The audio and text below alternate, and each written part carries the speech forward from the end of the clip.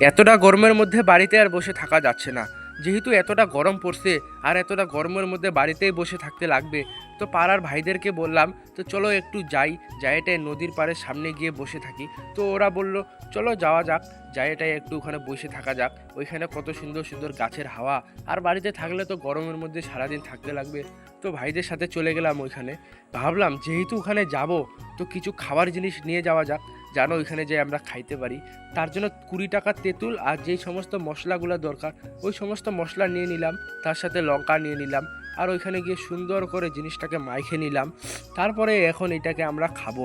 তেঁতুলটা একটা এমন জিনিস, তোমরা যতই মন ভরে খাও কোনোদিনও তোমাদের তৃষ্ণাটা যাবে না।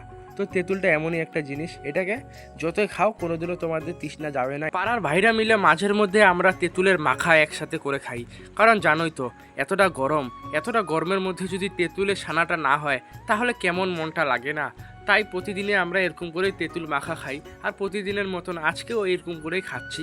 তেঁতুলটা একটা এমন জিনিস, আহারে দেখলেই মুখের মধ্যে জল চলে আসে। এই জায়গাটাতে বন্ধুরা আমরা মাঝের মধ্যে আইসে বসে থাকি, কারণ এই জায়গাটাতে কত শান্তি, কত বড় বড় গাছ আছে, কত সুন্দর সুন্দর হাওয়া, আহারে এমনিতেই মন শান্তি।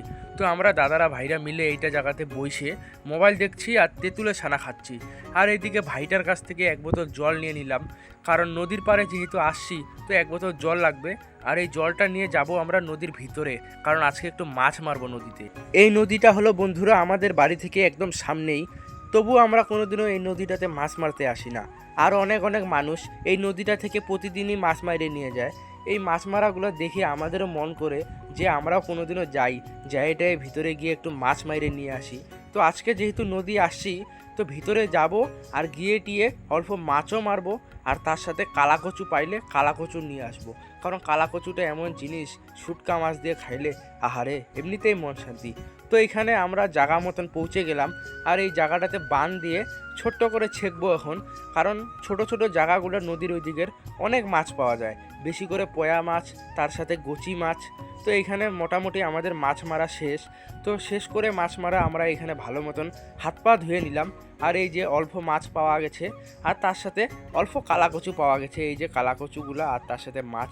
আর এই যে বন্ধুরা তোমরা সামনে কচু বাগানটা দেখছো, এখান থেকে কিন্তু আমরা কচু তুলবো না, কচুর যে মিডিলের ফুলটা হয়, আমাদের ভাষায় এটা আমরা কচুর প্যান্নেত বলি। আর তোমাদের ভাষায় কি বলো অবশ্যই কমেন্টে জানাবা। আর এই কচুর ফুলটা দিয়ে যদি ডাল রান্না করে খাওয়া হয় তাহলে এই ডালটা অনেক সুন্দর টেস্ট লাগে খাইতে। তার জন্য এখান থেকে আমরা কচুর ফুলগুলো নিয়ে নিতেছি। আমরা রাজবংশী মানুষ তো, তাই হামাক শুটকা মাছ তার সাথে শীতল কালাকচু দিয়া অনেক ভালো লাগেছে। তার জন্য হামা মাঝের মধ্যে এরকম করে কালাকচু দিয়া খাচ্ছি, শীতল শুটকা। তো আজকের ভিডিওটা আমি এখান থেকে শেষ করলাম, দেখা হচ্ছে তোমাদের সাথে আরও পরে ভিডিওতে। তোমরা যদি এরকম ভিডিও আরও দেখতে চাও তাহলে মন ভরে লাইক কমেন্ট শেয়ার আর চ্যানেলটাকে সাবস্ক্রাইব করে দিও।